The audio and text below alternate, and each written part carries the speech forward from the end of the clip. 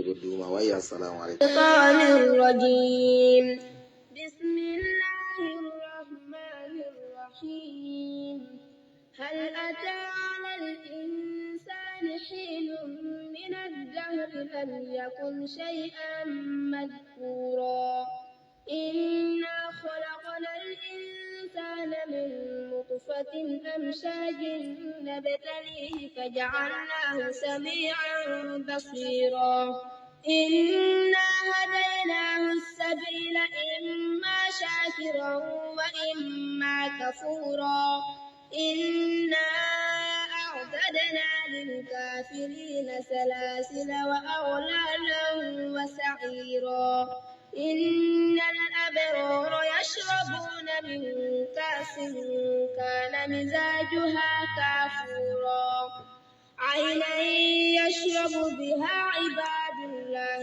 يفجرونها تفجيرا يوفون بالنذر ويخافون يوما كان شره مستطيرا ويطعمون الطعام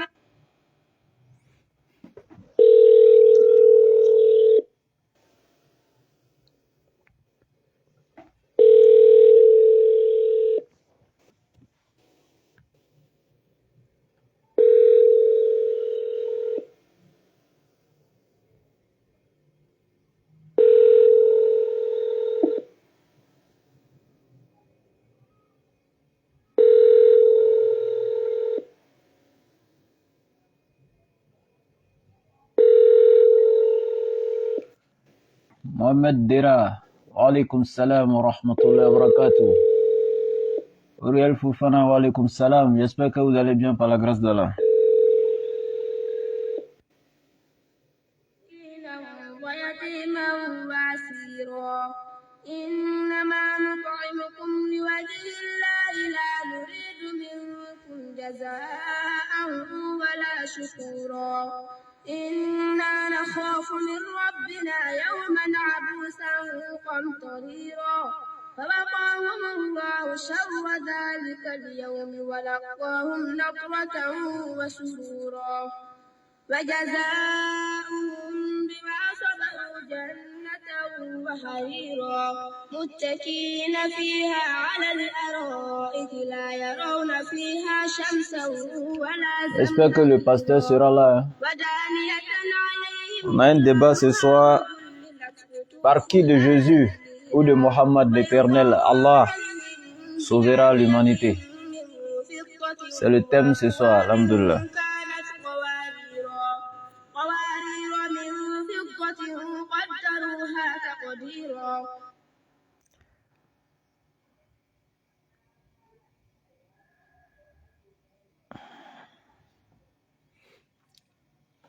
Ce soir, ça va se savoir. Inch'Allah. Bi'iznillah. Par qui de Jésus et de Mohammed, l'Éternel Allah sauve l'humanité. Ça va se savoir. J'espère que le frère ne va pas déserter. Hein. Allô? Allô? Oui, bonsoir mon frère. Bonsoir. Vous allez bien aujourd'hui? Je vais bien, chez vous? Oui, ça va à merveille, par la grâce de Dieu. Bien, le thème d'aujourd'hui, si je ne m'abuse, c'est par qui de Jésus ou de Mohammed l'Éternel sauve l'humanité, n'est-ce pas? C'est bien ça. Ok, je suis très content. Bien, maintenant voici ce que je vais dire par rapport aux échanges. L'introduction, on va prendre 2 minutes et les 5 minutes là, on fera 3 fois 5 chacun. Donc ça va faire 30 minutes. Et les autres 30 minutes là, on va échanger en petits poteaux. Ok, c'est bon, c'est bien. Ok, d'accord, il n'y a pas de souci. Maintenant, aujourd'hui, tu pourras suivre peut-être le chronomètre avec moi, hein, voilà, pour suivre, pour savoir, pour être sûr que les 5 minutes, voilà. Parce que quand on parle et Ok, puis, y a pas de souci. quand tu es concentré à parler et puis on dit il est l'heure, tu trouves que c'est vite fini. D'accord, il n'y a pas de souci. Ok, donc, Ok. il est du 9h08 jusqu'à 10, je vous laisse introduire. Vous avez la parole. Ok, merci Monsieur Ouattara. Ok, Je rends grâce à Dieu pour la vie de chacun de nous. ok, Tous ceux qui nous suivent depuis un bon moment. Je pense que nous sommes encore devant un thème de qui de Jésus-Christ ou de Mohamed est le sauveur de l'humanité. Donc, je peux dire déjà d'entrée de jeu que nous ne saurons se prononcer sur cette thématique sans savoir d'abord ce qu'est un sauveur.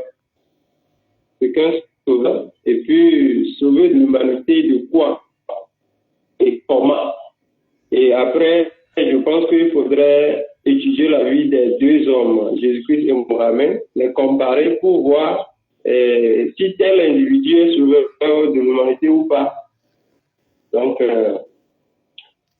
nous allons également définir dans ce rubrique ce qu'est qu'un sauveur et ce que c'est qu'un sauveur de l'humanité. En quoi on peut dire que telle personne est sauveur de l'humanité?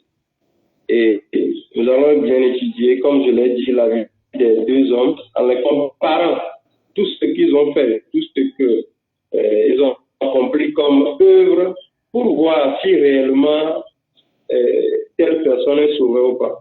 Donc, je prie l'Éternel de nous inspirer et que nos éditeurs puissent comprendre quelque chose ce soir. ok. Merci beaucoup, mon frère. Je vous laisse la parole. Ok, d'accord. Je suis très content, enchanté. Bien. Alhamdulillah Rabbil Alamin. Moi, je vais introduire ici avec mes 2 minutes. Bien, il faut dire que c'est un thème qui est vraiment très intéressant. Les gens souvent déforment Oui. le thème et donc moi aujourd'hui j'ai essayé de rectifier cette de rectifier cette erreur là parce que les gens font beaucoup d'erreurs dans beaucoup de débats. Ce thème ressort entre les musulmans et les chrétiens qui de Jésus et de Mohammed est le sauveur de l'humanité. Moi j'ai envoyé une rectification pour dire ni Jésus ni Mohammed ne sont sauveurs, mais c'est Dieu qui sauve à travers eux. Sinon eux-mêmes personnellement ne sont pas le sauveur par essence et par excellence. Il y a l'Éternel qui a créé les deux, l'Éternel qui les a envoyés, c'est lui qui est sauveur par essence et par excellence. C'est à travers eux que l'Éternel sauve l'un d'entre eux que l'Éternel sauve l'humanité. Bien.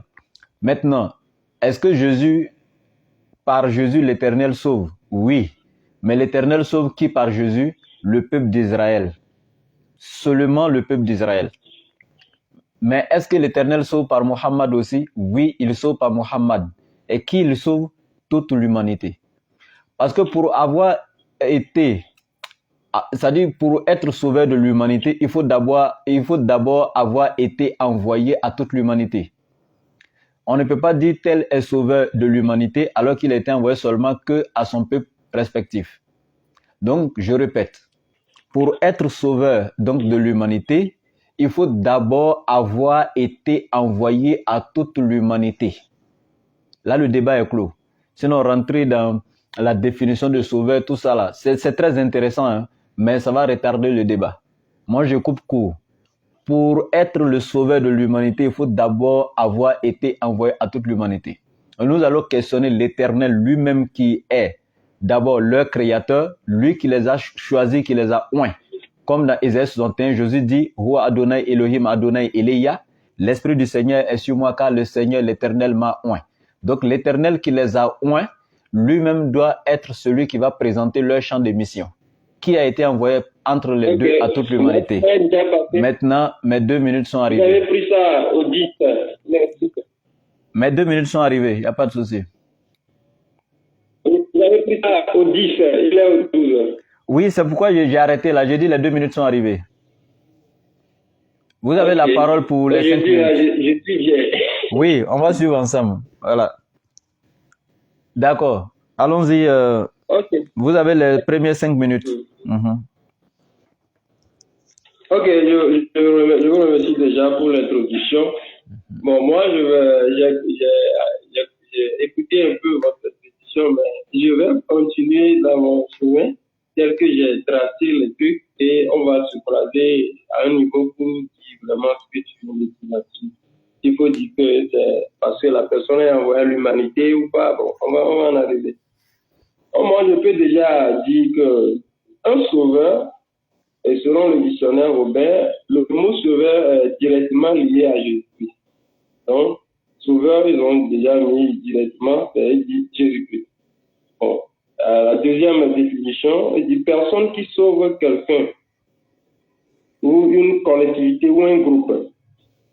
Donc, sauveur, c'est quelqu'un qui, de façon générale, c'est quelqu'un qui sauve une collectivité ou un groupe, ou une personne. Donc, de façon restreinte, ils ont dit que c'est Jésus-Christ. Bon. Selon le dictionnaire Larousse, ils ont dit personne qui tire quelqu'un ou un groupe d'une situation critique. Donc, ce qui sous-entend que le sauveur est lui-même déjà dans une condition de salut, ou bien de sauveur. Et lui, il est déjà sauvé. Donc, quelqu'un qui veut sauver quelqu'un de quelque chose, ce qui veut dire que lui-même, il est déjà sauvé.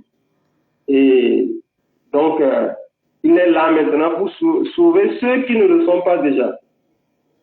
Donc, je peux déjà dire, sauveur de l'humanité de quoi?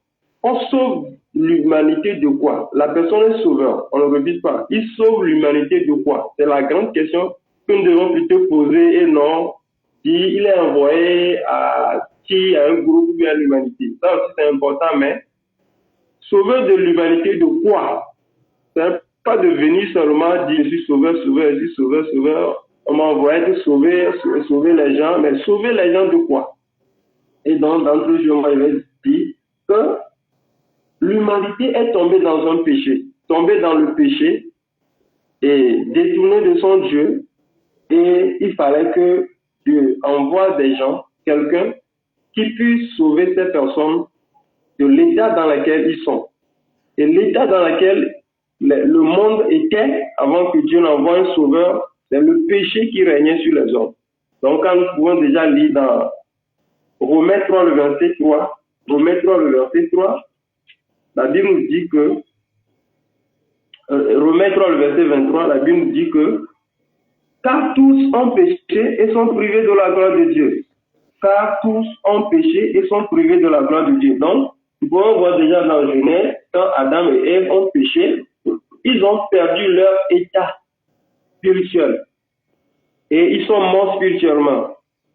Et l'humanité, à travers eux, de génération en génération, le péché régnait sur eux. Ils ont perdu la dignité, la capacité, ils ont perdu l'être que l'Éternel les avait fait, qu'ils étaient. Ils ont perdu cette capacité spirituelle et ils sont morts spirituellement. Donc, c'est cette réparation de la mort spirituelle là, que Jésus-Christ est venu pour sauver l'humanité de ce péché-là. Donc, ce n'est pas seulement pour venir et dire que je suis pécheur, mais je suis sauveur, mais sauveur de quoi? Jésus-Christ a été envoyé pour sauver l'humanité du péché. Et c'est ce que Mohamed n'a pas pu faire, que nous allons démontrer dans tout notre développement. Donc, nous pouvons lire, continuer le verset 3, Romains le chapitre 3, le verset 24, jusqu'au 25. Le verset 25, nous pouvons dire, et ils sont gratuitement justifiés par sa grâce, par le moyen de la rédemption qui est en Jésus-Christ.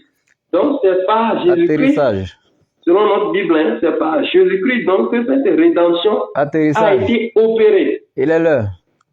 Et nous allons montrer cela à la suite de notre développement. Ok, d'accord, il n'y a pas de souci. Merci beaucoup, mon frère. Je suis très, très content par la grâce de Dieu. Bien, il est 17, donc à 22. Voilà. Bien, donc ici, voilà ce qui est intéressant, c'est que comme je l'ai dit en amont, pour être le sauveur de l'humanité, il faut d'abord avoir été envoyé à toute l'humanité. Parce que tu ne peux pas être sauveur de l'humanité alors que ta mission se limite seulement qu'à ton peuple. Alors ton peuple ne résume pas toute l'humanité. C'est ça le problème.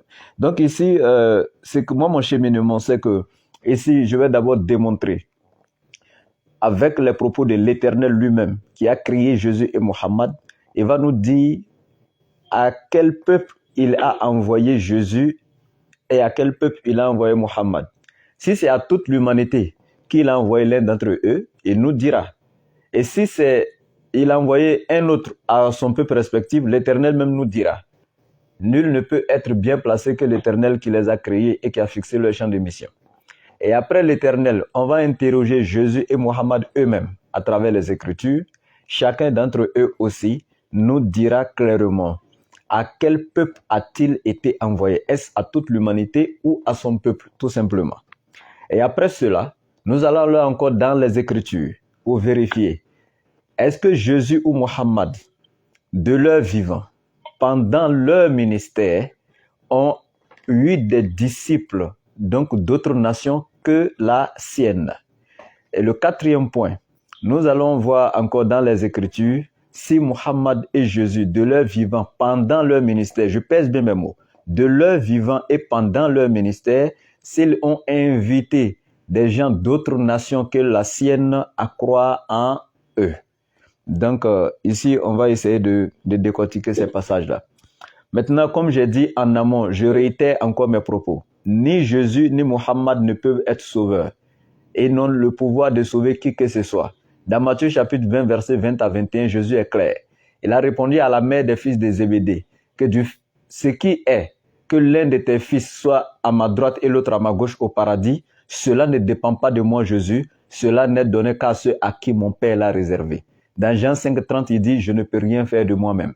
Et Mohammed aussi s'est confirmé dans le Coran, surat 7, surat Al-A'raf, à partir du verset 188.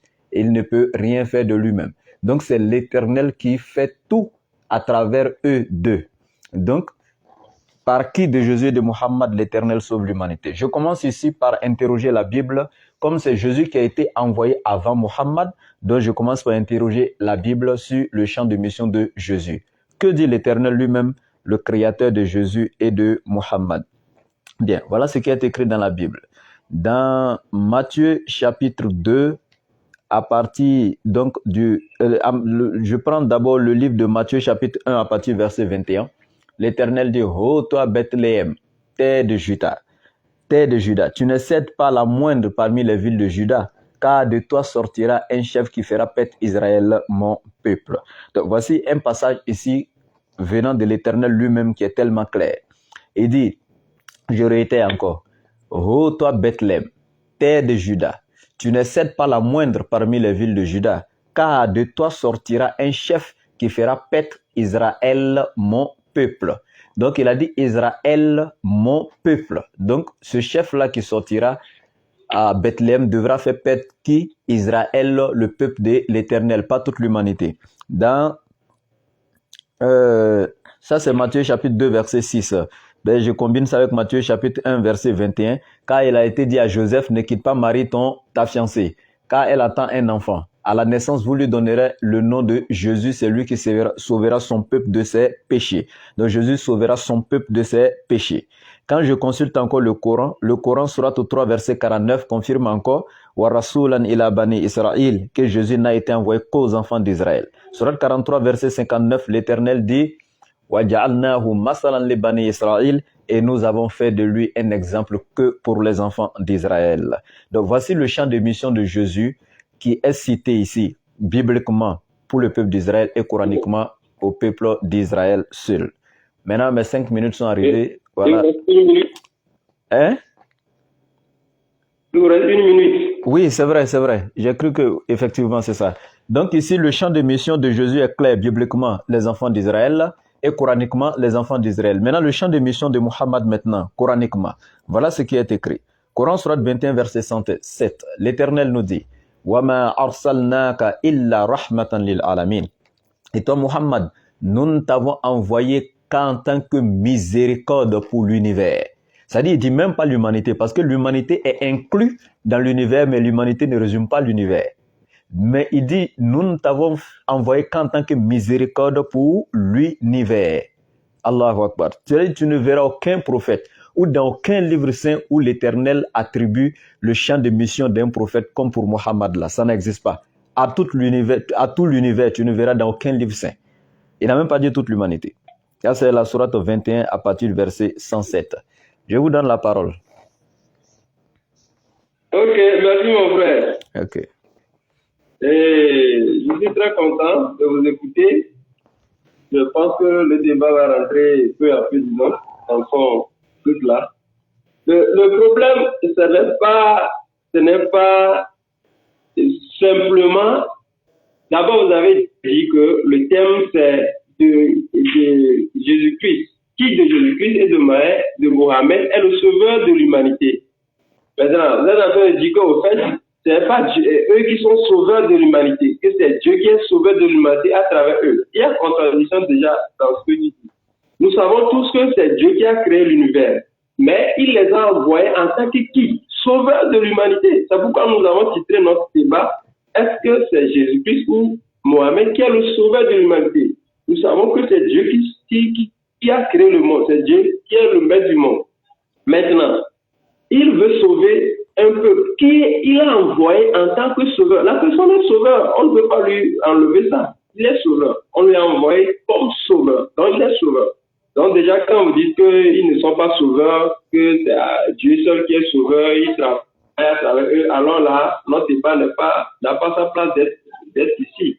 Nous savons que c'est Dieu qui les a envoyés, mais en tant que sauveur, on leur donne la capacité d'être sauveur, de sauver l'humanité. Donc ils sont sauveurs. C'est ce que je voulais préciser d'abord. Maintenant, ce que moi je veux vraiment dire, c'est que vous avez dit que Mohammed a été envoyé à tout l'univers, à toute l'humanité, on ne le dit pas. Pour faire quoi? Pour sauver l'humanité de quoi? C'est la vraie question, ça. Ce n'est pas parce qu'on a dit quelque part, il était envoyé à l'univers tout entier, ça veut dire que la personne a été envoyée à l'univers tout entier pour faire quoi? Est-ce qu'il a réellement fait les choses là dans tout l'univers, ce qu'il doit faire pour dire qu'il a sauvé là? Est-ce qu'il a fait dans tout l'univers? Qu'est-ce qu'il a fait? Quel acte il a posé qu'on doit savoir qu'il est sauveur? C'est le plus important. Ce n'est pas seulement de mettre des limites là où il doit faire son ministère maintenant. Quel a été l'objet du ministère en tant que sauveur? Qu'est-ce qu'il doit faire? C'est ce qu'il faut préciser aux gens. C'est dans ça là, c'est pas parce que quelqu'un dit, ou bien l'univers a été envoyé l'univers qu'on doit dire qu'il est sauveur de l'humanité. Il a fait quoi pour l'humanité? Et à quoi l'humanité doit lui être reconnaissante? C'est le vrai sujet qu'on doit débattre. On avait dit que Jésus a été envoyé seulement aux enfants d'Israël, bon. Voilà, ça me fait rire. Parce que si moi déjà je prends le livre de... D'abord, il faut reconnaître que dans la mission de Jésus-Christ, dans sa mission, il devait d'abord commencer par Israël. Il devait commencer par Israël et étendre ça à toutes les autres nations du monde. Ce n'est pas lui seul qui doit parcourir toute l'humanité. Mohammed n'a pas parcouru toute l'humanité. Donc, c'est son message, la manière dont les choses vont se révéler aux autres peuples qui fait vraiment dire que la personne est envoyée à l'humanité. Ce n'est pas un truc que la personne doit venir, doit parcourir toute l'humanité pour qu'on l'appelle sauveur de l'humanité. Comment il a soit son ministère, son œuvre, et est-ce que ça a atteint l'humanité? C'est ce qu'il faut analyser. Donc, dire que Jésus a été envoyé seulement aux enfants d'Israël, ne veut rien comprendre du titre de la Bible, parce que le ministère de Jésus a été fait en 3 temps. Le temps où lui-même était là, le temps où il a légué le ministère à ses enfants qui ont continué jusqu'à nous aujourd'hui. Vous voyez, donc si le ministère est parvenu à nous aussi aujourd'hui qui sont en Afrique, par exemple au Togo ici, c'est grâce aux apôtres. Et grâce à nous aujourd'hui, ce ministère-là continue pas à atteindre les divers horizons de l'humanité. Donc, ce n'est pas forcément que la personne même doit être partout pour dire qu'il a été envoyé à tout le monde. Donc, le ministère de Jésus a été fait en 3 temps. Il a fait une partie, il a légué le reste aux apôtres, et le Saint-Esprit a pris la relève et l'a éparpillé dans toute l'humanité jusqu'à nous. Donc, cette compréhension qui dit que Jésus a été envoyé seulement aux enfants d'Israël, c'est faux. Il faut bien lire la Bible. Si vous lisez bien la Bible, vous allez voir les 3 temps de ce ministère de Jésus-Christ. Ce n'est pas seulement limité aux enfants d'Israël. Dieu n'a pas simplement envoyé Jésus aux enfants d'Israël. Nous allons voir dans Matthieu 24, le verset 14 tout à l'heure. Vous allez voir quelque chose là-bas, il va vous aider beaucoup. Matthieu 24, le verset 14, il dit,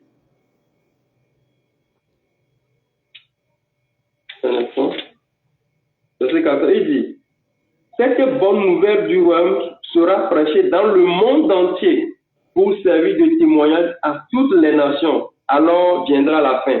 Donc Jésus a fait son ministère parce que pour sauver quelqu'un, il faut partir toujours d'un groupe de personnes. C'est pas parce que tu es sauveur et tu viens, tu sauves en même temps tout le monde. Non. Et la nation Israël a été le peuple par lequel Dieu est passé pour sauver les autres. On passe toujours par quelqu'un pour sauver les autres. On ne vient pas dans un vide comme ça pour commencer par sauver tout le monde. Atterrissage. Donc Jésus-Christ a été envoyé d'abord au peuple d'Israël et de ce peuple-là, le ministère, l'œuvre du salut serait envoyé à toute l'humanité. Ça ne veut pas dire que quand Dieu l'a envoyé aux enfants d'Israël, il est l'heure. C'est seulement dans Jean le chapitre 3, le verset 16 dit, s'il vous plaît, il dit que, s'il vous plaît. Ok. Voilà, atterrissage. D'accord. Vous avez déjà consommé assez de secondes dans le truc, donc moi je commence à 30 en même temps pour finir à 35, il n'y a pas de souci. Bien, voilà ce qui va se passer ici. Comme je dis, je continue mon cheminement et on aura le temps, lorsqu'on va faire le petit poteau, de se poser les questions et autres, il n'y a pas de souci. Maintenant, je dis ici, je réitère mes propos. Moi, je suis d'accord. C'est pourquoi le thème, c'est moi qui l'ai écrit même. Si tu vas sur la page, tu vas voir après. Voilà le titre, c'est écrit dans la description là-bas. Qui de Jésus de Mohammed est le sauveur de l'humanité? Mais je dis, je précise, il faudrait que nous sachions dans la tête que Dieu les a créés et c'est Dieu qui est le sauveur par essence et par excellence. Et s'ils sont sauveurs, c'est Dieu qui les donne pouvoir. Mais c'est pas comme si c'est eux-mêmes qui sont les sauveurs par essence et par excellence. Je pèse bien mes mots quand je parle. Je peux être là au quartier et puis dire à mon ami, hey, mon frère, tu m'as sauvé, hein? Mais je sais que c'est Dieu qui m'a sauvé à travers lui. Voilà, donc c'est ce que j'avais juste souligné. Maintenant ici, voilà ce qui va se passer. Comme je dis, Jésus et Mohammed, pour être sauveurs de l'humanité, doivent être d'abord envoyés à toute l'humanité. C'est-à-dire que c'est tellement clair.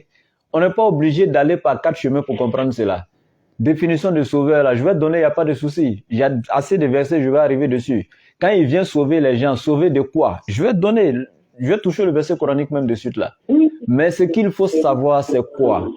Quand Jésus est sauveur de l'humanité, et puis nous voyons que la Bible nous montre clairement que sa mission se limite aux enfants d'Israël. Nous allons démontrer dans la même Bible que Jésus, de son vivant, comme j'ai dit pendant son ministère, n'a jamais eu un disciple non israélite. Et de son vivant, pendant son ministère, n'a jamais envoyé un de ses apôtres aller prêcher aux disciples ou à quelqu'un d'une autre nation que la sienne. On va démontrer tout ça ici. Quand vous dites que Jésus devait commencer par Israël, après ça va s'étendre dans toute l'humanité, comme Matthieu 24 le dit. Tu n'as pas compris le verset de Matthieu 24, moi je vais te donner le contexte réel ce soir, il n'y a pas de souci. On va arriver là-dessus, il n'y a pas de problème. Maintenant ici, voilà ce qui est intéressant dans la chose, c'est que comment dirais-je, je continue mon développement dans le Coran. Selon le Coran, sourate 21, verset 107, Allah dit au prophète Mohammed alayhi salatu wassalam, wa ma arsalnaka illa rahmatan lil alamin. Mon frère, donne-moi 1 minute, hein, s'il te plaît. Il y a une urgence à côté, je vais régler rapidement. S'il vous plaît, donnez-moi 1 minute. Les internautes, donnez-moi 1 minute, s'il vous plaît. L'autre fois, vous ne m'avez pas donné, hein.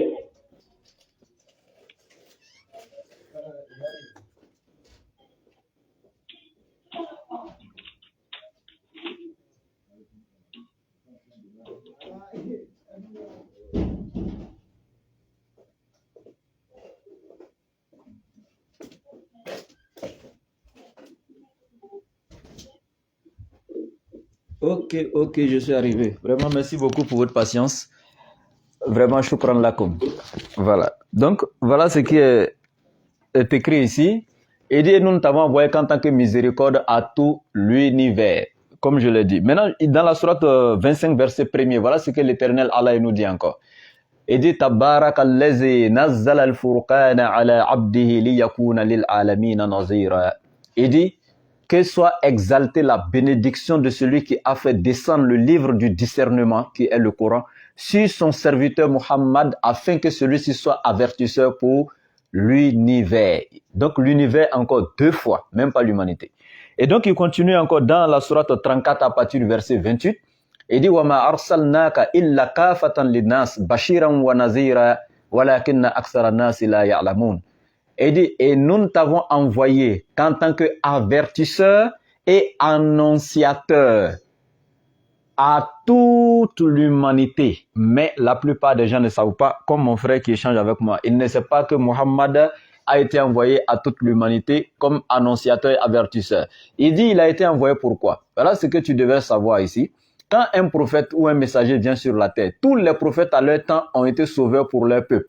Mais seulement ici, nous parlons de qui? Celui qui vient maintenant sauver toute l'humanité. La conclusion de tout, c'est de lui que nous parlons ici. Est-ce Jésus ou Muhammad? Sinon, tous les prophètes, quand ils viennent, c'est pour venir sauver, c'est pas pour autre chose. Maintenant, quand on dit annonciateur et avertisseur, annoncer la bonne nouvelle, donc du royaume des cieux, et c'est ce que Jésus même est venu faire sur la terre, comme dans Luc chapitre 4, verset 43. Jésus dit, il faudrait que j'annonce la bonne nouvelle du royaume des cieux aux autres villes, car c'est pour cela que j'ai été envoyé. Donc Jésus a été envoyé pour annoncer la bonne nouvelle. Et donc avertir contre le châtiment de l'Éternel. Donc tirer les êtres humains des ténèbres spirituelles vers la lumière parfaite, comme la sourate 14, verset 1er au verset 2e le dit. Donc le prophète Mohammed est venu sur la terre pour tirer les êtres humains des ténèbres spirituelles vers la lumière parfaite.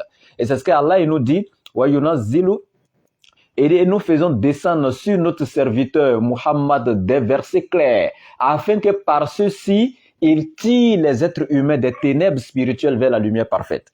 Donc ici, le prophète, voici sa mission, venir tirer les êtres humains du péché. Et comme Jésus l'a annoncé aussi dans le livre de Jean chapitre 16, quand il viendra, il convaincra le monde en ce qui concerne le péché, la justice et le jugement. Donc il vient tirer les êtres humains du péché, il vient donner la vraie définition du péché, le vrai sens du péché, tirer, sauver les êtres humains des ténèbres, donc vers la lumière parfaite. Donc ici, voici les deux personnalités ici. Donc nous voyons, selon les versets bibliques que nous avons lus, que Jésus a été envoyé seulement qu'aux enfants d'Israël, et des versets coraniques l'ont confirmé. Et nous voyons ici, selon le Coran, que Muhammad a été envoyé à toute l'humanité et à tout l'univers. J'avais demandé 1 minute, j'ai cru que j'allais rattraper les secondes de mon absence. Bon, ok, il n'y a pas de souci. C'est 35 que vous devez répondre, mais vous êtes arrivé à 36. Ok, d'accord, il n'y a pas de souci. 1 minute sur le plateau. D'accord, il n'y a pas de souci, allez-y. Ok. Je vous écoute. Déjà, je vous remercie parce qu'au moins vous êtes d'accord que les sauveurs dont on parle, ils sont venus sauver l'humanité du péché. Ça, je suis déjà très content. Pas l'humanité, hein, leur peuple, pas l'humanité. Pardon? Leur peuple, pas l'humanité.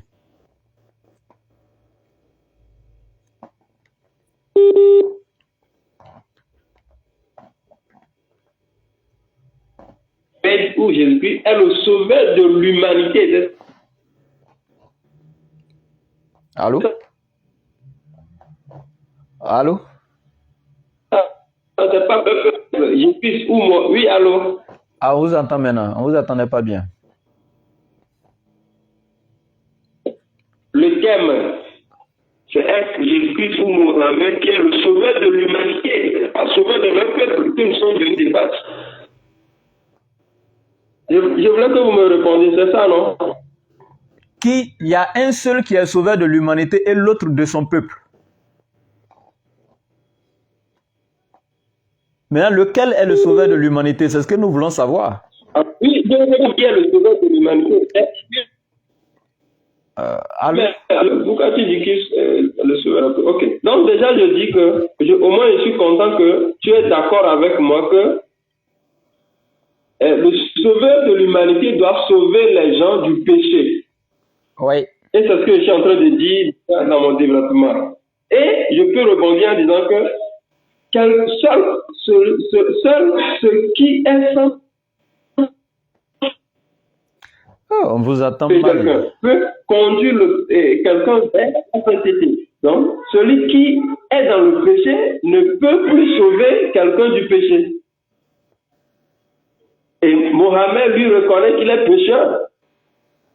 Il n'est pas saint. Mais nous voyons que Jésus est sans péché. Donc, il est disqualifié automatiquement s'il nous dit qu'il est envoyé pour sauver, ne serait que son peuple, il ment. De péché, il ment. Il nous ment. Donc, pour sauver l'humanité, pour sauver quelqu'un qui est tombé dans un trou, par exemple, il faut au moins être dehors, toi, pour pouvoir le sauver. Maintenant, si nous sommes dans une même condition, tu ne peux pas me sauver.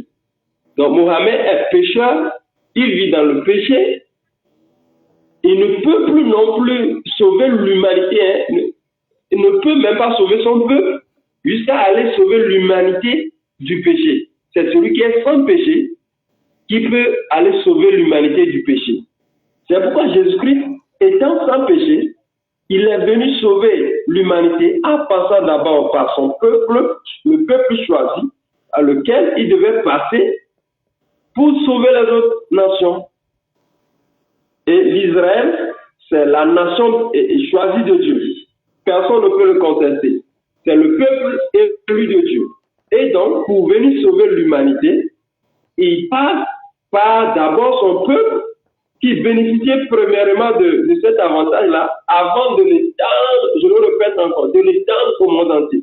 Ça ne veut pas dire que, car, par exemple, si je prends le Sourate 42, le verset 7, vous allez voir que quand vous lisez, il dit, on dit à Mohammed qui a été envoyé à la Mecque et tout alentour de la Mecque.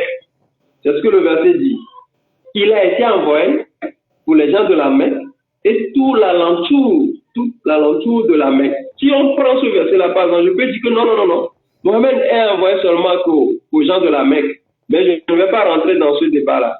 C'est pour vous dire que la personne qui est envoyée pour être sauveur doit d'abord être sans péché parce qu'il va venir sauver les gens du péché parce que le Romains 6, le verset 23 nous dit que car le salaire du péché c'est la mort, mais le don gratuit de Dieu c'est la vie éternelle en Jésus-Christ. Donc, la personne qui devait venir devait sauver l'humanité du péché et les envoyer dans la vie éternelle.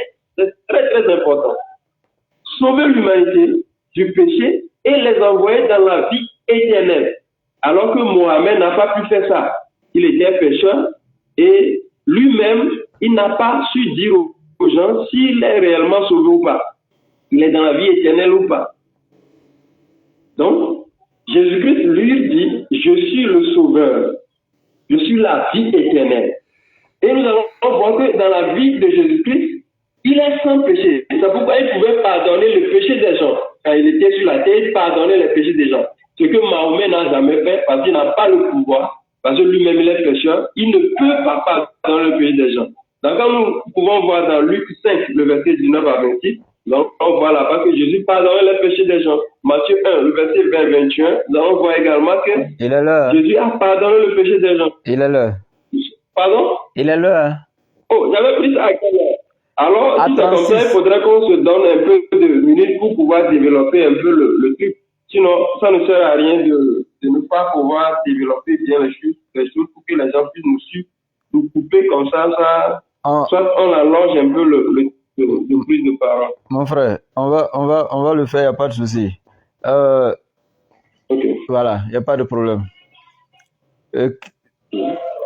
Après mes 5 minutes qui sont là, on va prendre 10 minutes chacun. Oui, c'est ça. Voilà. Ok. Donc, il est 42 à 47. 42. Okay. Oh oui. Bien, donc voilà ce qui se passe ici. Voilà, il a pris un verset coranique pour dire que, voilà, si on veut regarder aussi dans ce sens, on va dire que l'Éternel a envoyé Mohammed seulement qu'à son peuple. Voilà. Mais il n'est pas allé loin parce qu'il y a le verset suivant est là. Wa akharina minhum lamma yalhaqu bihim. Donc, wa huwa al-aziz al-hakim. Voici la suite du verset qui est là. Et il dit ainsi qu'à d'autres parmi ceux qui ne les ont pas encore rejoints. C'est lui le puissant et le sage. Donc il a été envoyé aux Arabes ainsi qu'à d'autres. Et qui sont d'autres en dehors des Arabes?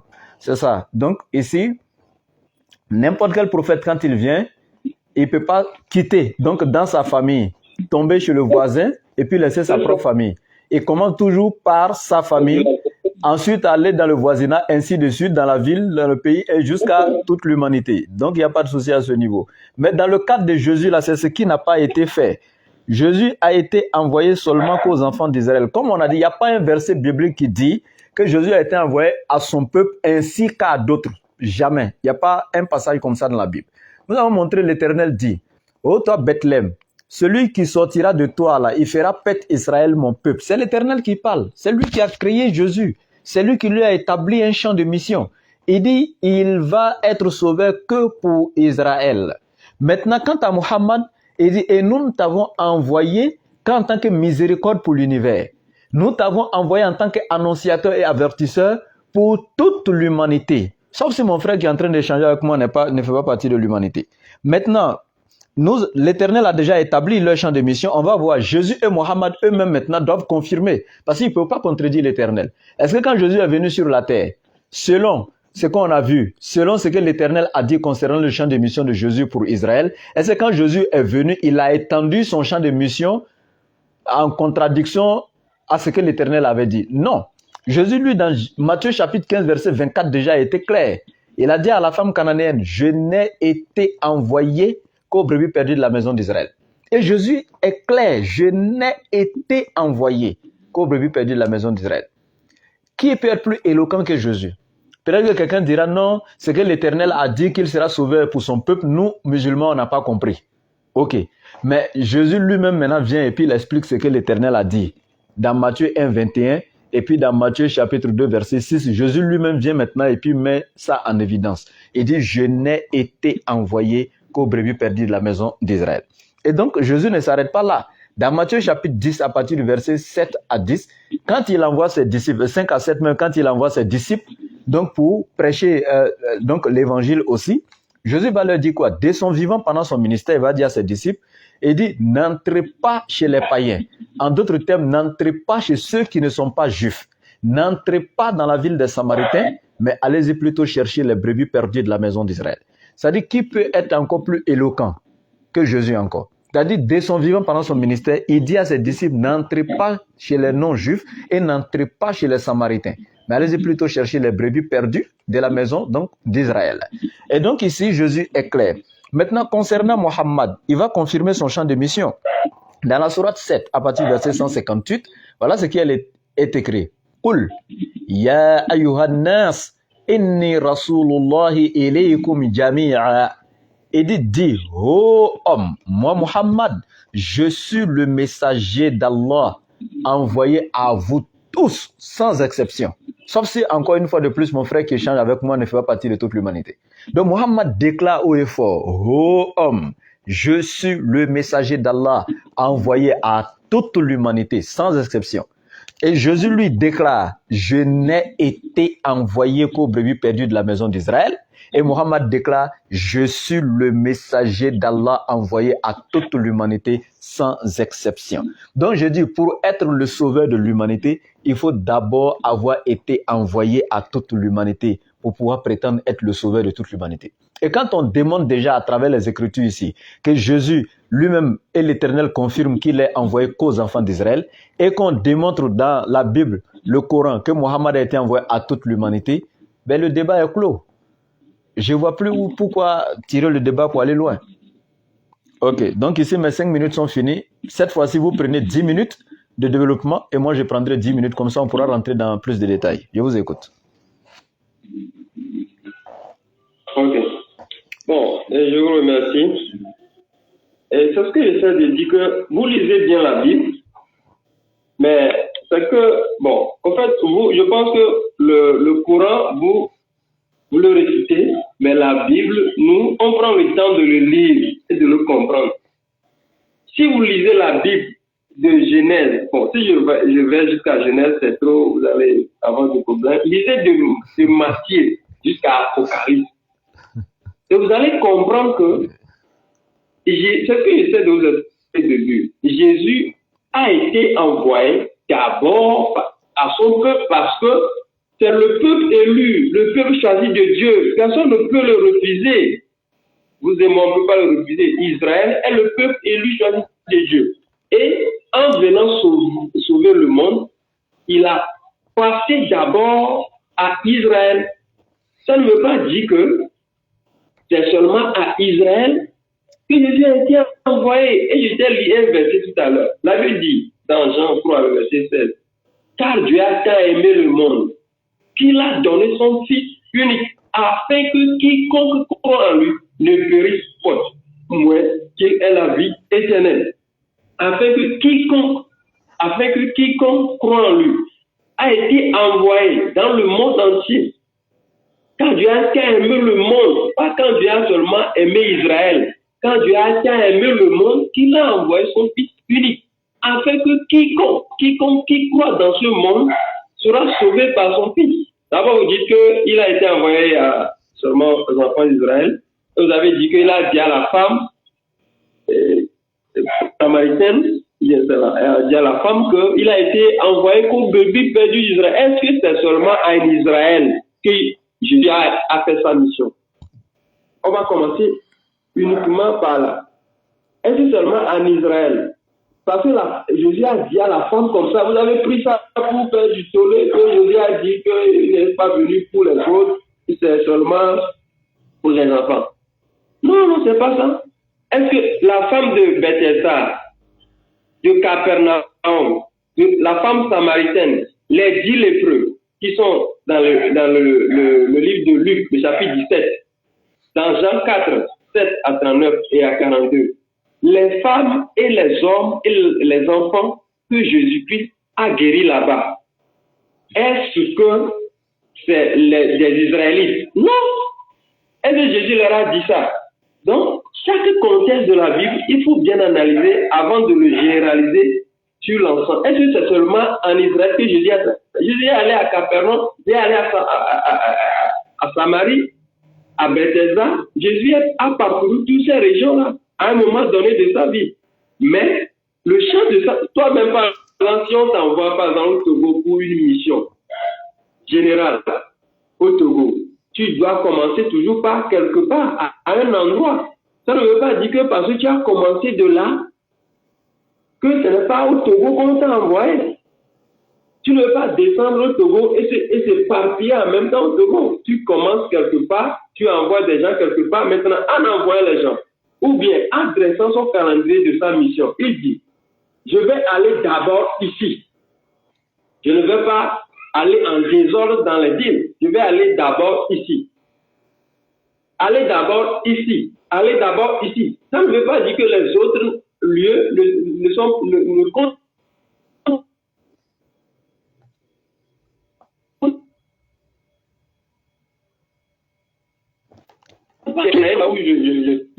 C'est que je viens de citer. Donc, est-ce que la femme là, il demande quoi? Il demande une guérison.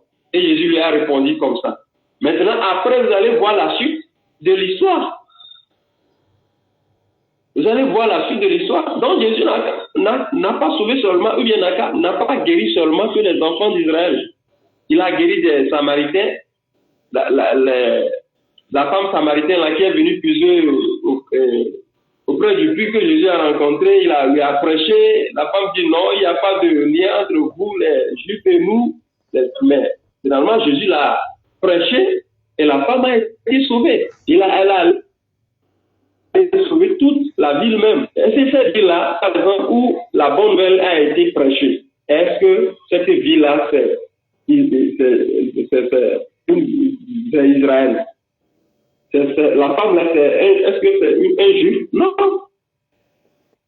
Donc, dire que c'est seulement le débat est limité là-bas, je dis bien. La personne qui doit sauver de quoi? Tu ne réponds pas à cette question. C'est pas dit sauver, envoyer d'abord, dans le Coran, vous n'allez jamais voir un endroit où on a dit Mohamed, sauveur de l'humanité. Ou bien je t'envoie comme sauveur de l'humanité. Il n'y en a pas. Dans le Coran, il n'y en a pas. Tu ne trouveras pas attribué à Mohamed. Il n'y en a pas. Si envoyeur, éclaireur, quoi, ça veut dire automatiquement sauveur, c'est faux. Et je répète que tous les prophètes qui sont envoyés ne sont pas sauveurs de l'humanité, ne sont pas sauveurs de l'humanité. Ils viennent avec un message qu'ils annoncent pour appeler les gens à quelque chose, à un moment donné de l'histoire. Mais sauver l'humanité, c'est autre chose. Hein. C'est autre chose. Ce n'est pas un prophète. Un prophète est envoyé à une nation pour quelque chose, pour un but. Mais sauveur de l'humanité, c'est une autre affaire. C'est pas dans le... ça ne relève pas de la compétence d'un prophète. C'est pourquoi nous disons que Mohamed ne peut pas être sauvé de l'humanité. C'est pourquoi même ce mot-là ne peut jamais lui être attribué. S'il est quelque chose pour Dieu, il est prophète. Il n'est pas sauvé de l'humanité parce qu'il n'a sauvé personne. Il n'a sauvé personne. Il a dit nulle part qu'il a sauvé quelqu'un. Et lui-même, il ne sait même pas s'il est sauvé.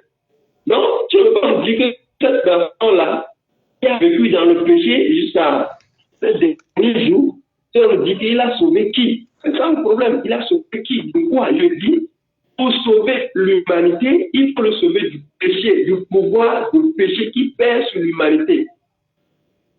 Les hommes sont déconnectés de Dieu. Et ils sont morts spirituellement. Et c'est ce côté spirituel, c'est cette mort spirituelle-là que Jésus est venu nous sauver. Et cela ne peut pas être fait par quelqu'un qui n'est pas un spirituel, quelqu'un qui est pécheur. Et de ramener les gens du pouvoir du péché à la vie éternelle. Mahomet n'a jamais promis la vie éternelle. Lui-même ne sait pas s'il est sauvé. On ne sait même pas si là où Mohamed est, il est sauvé ou pas. Il n'a jamais confirmé qu'il est sauvé. Avant de mourir, il ne sait même pas s'il est sauvé. Et je peux dire que les musulmans ne savent même pas là où il est présentement, s'il est sauvé ou pas. Mais je peux dire, il est le sauveur et la vie éternelle. Il vous reste 2 minutes. Le sauveur et la vie éternelle. Allô? Il vous reste 2 minutes. Allô? Allô, il vous reste 2 minutes sur les 10. Jésus est le sauveur et quand il était là sur terre, on a vu.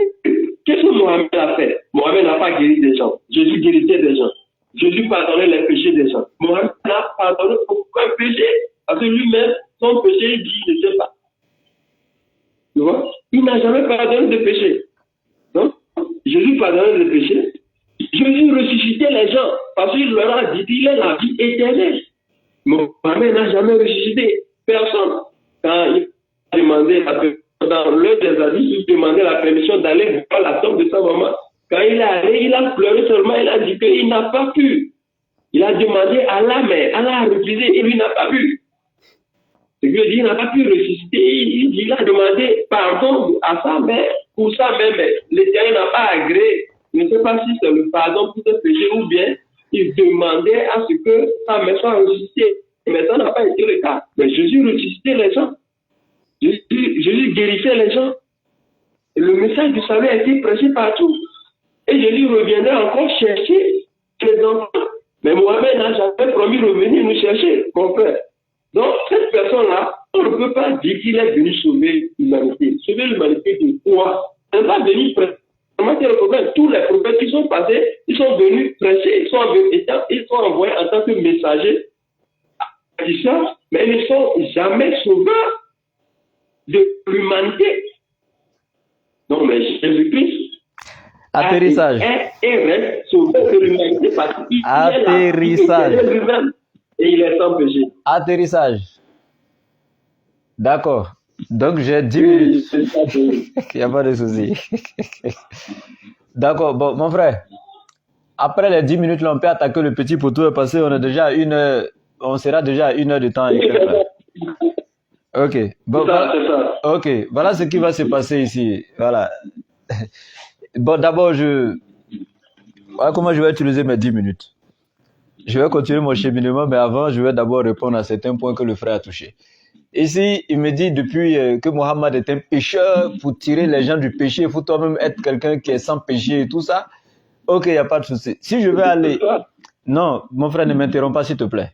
Donc ici, si je veux aller sur la même base que mon frère, je vais dire que Jésus aussi est un pécheur. Parce que le baptême de Jean, dans Matthieu chapitre 3, c'était le baptême de la repentance et du pardon des péchés. Et Jésus s'est rendu au Jourdain pour aller se faire baptiser par Jean dans le baptême de la repentance et du pardon des péchés. Où les pécheurs vont aller faire pardonner leurs péchés. Toi, tu n'es pas pécheur et puis tu vas te faire baptiser pour chercher quoi? Ça fait un. Deuxièmement, il devait savoir que lorsque dans Luc chapitre 18, verset 18, ils sont venus voir Jésus assis, ils lui ont posé la question.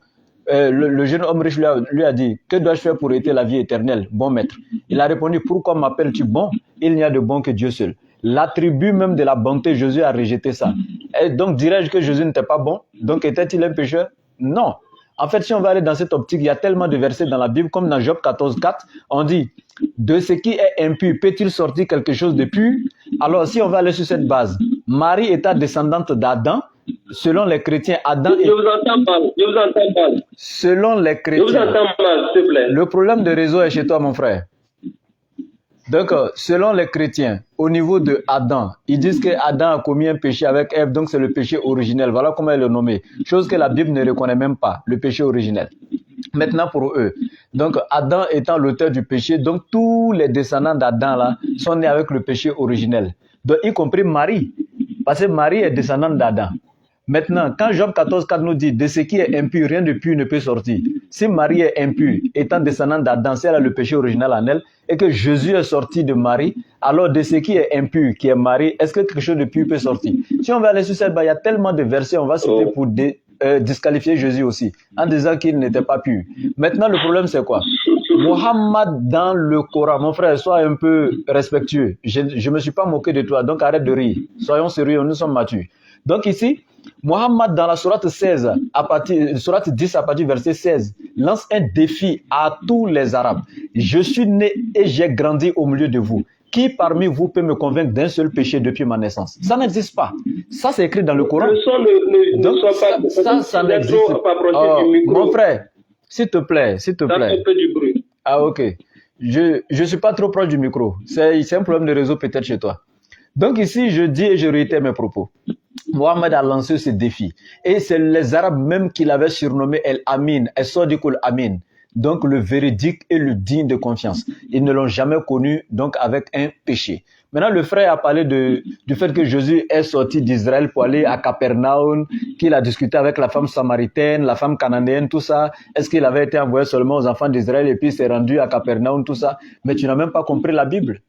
C'est ma première fois d'entendre des paroles comme ça avec un pasteur depuis que je fais les débats. Non. Mais je reviens ici tout simplement pour dire quoi. Ici, la femme samaritaine, il faut savoir que la Samarie fait partie d'Israël. La Samarie fait partie d'Israël, c'est ce que tu ne sais pas. Et la Bible même va t'expliquer ça. D'abord, dans Jérémie chapitre 31, à partir du verset 31 à 34, l'Éternel ici était en train de conclure une deuxième alliance avec les enfants d'Israël. C'est pourquoi dans Jérémie 31, verset 31 à 34, l'Éternel dit, j'établirai une nouvelle alliance avec les deux maisons d'Israël. Il dit une nouvelle alliance. Donc, il y avait déjà une première dont Moïse était le garant, mais les enfants d'Israël n'ont pas respecté le commandement de l'Éternel. Comme le Coran, sourate 5, à partir du verset 12 à 16 le confirme, et comme donc Ésaïe 24, verset 5 à 6 le confirme. Donc Jérémie 31, verset 31 à 34 nous dit clairement que comme ils n'ont pas donc respecté l'alliance que l'Éternel avait conclue avec Moïse, donc où les enfants d'Israël devaient respecter les lois de l'Éternel, maintenant l'Éternel les avait maudits et rejetés. Maintenant, au temps de Jésus, il a décidé maintenant d'établir une nouvelle alliance avec eux, leur donner une seconde chance. Et donc, il faut savoir que la Samarie ici, lorsque le roi Salomon est décédé, après la mort du roi Salomon, le royaume d'Israël s'est scindé en deux. Il y avait Israël du nord pour capitale Samarie et Israël du sud de Juda, capitale Jérusalem. Si vous ne savez pas ça. Donc, la femme samaritaine dans Jean chapitre 4, lorsqu'elle a parlé à Josué, elle a dit quoi? Es-tu plus grand que notre père Jacob qui nous a légué ce puits? Donc, quand elle dit es-tu plus grand que notre père Jacob, le nôtre ici, là, c'est un adjectif possessif. Donc, le nôtre, le vôtre, mon, ton, son, ma, ta, ça, on a pris ça à l'école. Donc, quand la femme dit es-tu plus grand que notre père Jacob, donc elle est descendante de Jacob, donc elle fait partie donc des 12 tribus de la maison d'Israël. La Samarie était Israël du nord. Donc, si vous ne savez pas, Ça, je vous le dis. Maintenant, le fait que Jésus ait soigné l'enfant de l'autre dame, cela n'a rien à voir avec la mission de Jésus. Est-ce que Jésus avait été envoyé sur la terre pour être médecin ou bien infirmier? Non. Maintenant, quand vous allez sur les miracles encore, en disant non, au niveau des miracles, Jésus a fait des miracles, Mohammed n'a pas fait de miracles, il a ressuscité des morts, tout ça. Il y a des prophètes dans la Bible, Élie a ressuscité des morts. Vous ne savez même pas dans le livre des rois. Élie, vous ne savez même pas qu'il a ressuscité. Moïse a fendu la mer. Tous les miracles que Jésus a fait là, quand on rentre dans l'Ancien Testament, on trouve qu'il y a des prophètes qui ont fait ces miracles-là. Il n'y a même pas de débat à ce niveau. Mais vous ne savez pas que Mohammed a opéré des miracles. C'est ce que vous ne savez pas. C'est pourquoi on vous demande d'aller apprendre. Quand vous n'apprenez pas là, c'est grave. Vous voyez Georges Bernard Shaw, quand il a parlé, il dit, après avoir étudié la vie de cet homme Mohammed, il dit, je peux confirmer maintenant, loin d'être appelé l'Antéchrist, il mérite le titre de sauveur de l'humanité. Lui, il a donné le titre de sauveur de l'humanité à Mohammed juste parce qu'il a étudié sa vie. Vous n'avez pas étudié sa vie, c'est pourquoi vous ne savez pas qu'il est le sauveur de l'humanité. Et c'est pourquoi le Coran Sourate 34, verset 28 dit, mais la plupart des gens ne savent pas qu'il a été envoyé à toute l'humanité.